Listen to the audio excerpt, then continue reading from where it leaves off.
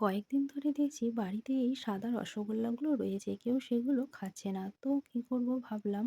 আর আগের দিন একটা দিদিভাইয়ের ভিডিওতে দেখেছিলাম যে বাজার থেকে রসগোল্লা কিনে সেটাকে নলেন গুড়ের রসমালাই বানিয়েছিল। তো আমিও সেই রকম আজকে বানানোর চেষ্টা করেছিলাম। সেই রসগোল্লাগুলোকে ভালো করে রসটা বের করে নিয়েছিলাম। বের করে নেওয়ার পরে এদিকে কড়াইয়ের মধ্যে দুধটা জাল হতে দিয়েছিলাম। যখন দুধটা ফুটে একটু কমে এসেছে তখন ওর মধ্যে গুঁড়োর দুধ, তার সাথে এলাচ দানা আর ৮-১০ টার মতো এখানে দিয়েছিলাম গুড়ের বাতাসা, দিয়ে ভালো করে দুধটা ফুটিয়ে নিয়েছিলাম। ফুটানোর পরে আমি ওর মধ্যে দিয়ে দিয়েছিলাম সেই মিষ্টিগুলো।